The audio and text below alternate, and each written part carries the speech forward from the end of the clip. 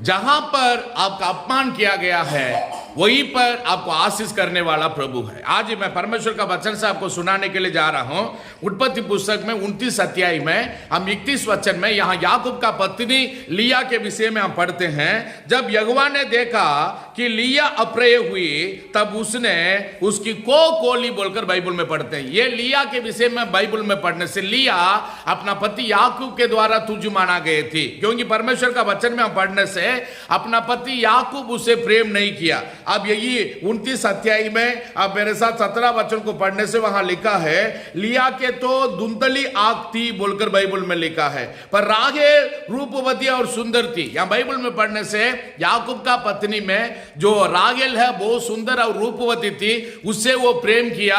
हम बाइबल में पढ़ रहे हैं ये जो लिया है उसका आंख धुंधली था, इसी वजह से उसको नफरत किया। आज भी मैं आपको बताना चाहता हूं आपका जीवन में सुंदर नहीं है, कमाई नहीं है, आशीष नहीं है, आपका परिवार ठीक नहीं है, आपका पति ठीक नहीं है बोलकर जितने लोग आपको अपमान करते हैं, निंदा करते हैं, तुझ मानते हैं, उनके बीच में परमेश्वर आपको आशीष करेगा। जहां कहीं आपको लोग आज आपको अपमान कर रहा है, तुझ मान रहा है, आपको बुराई कर रहा है, आपको बदनाम कर रहा है, वहां पर परमेश्वर आपका सिर को ऊंचा करने वाला परमेश्वर है। बाइबल में ये बातों को हम लोग देख सकते हैं। बाइबल में पढ़ने से यही लिया को परमेश्वर आशीष दी। हम बाइबल में पढ़ने से याकूब का पत्नी 4 थे, उसमें हम बाइबल में पढ़ने से राहेल को 2 बेटा, सिल्पा को 2 बेटा, बिल्गा को 2 बेटा, लेकिन बाइबल में पढ़ रहे हैं लिया को सिर्फ परमेश्वर 6 बेटा 1 बेटी को दिया। इसका कारण क्या है? परमेश्वर ये लिया को देखा, लिया सबसे वो अप्रिय हुई, सबको ही उसको अपमान किए, तुझ माने, लेकिन परमेश्वर उससे देखकर आशीष किया। आज भी आप जहां पर काम करते हो, जहां पर रहते हो,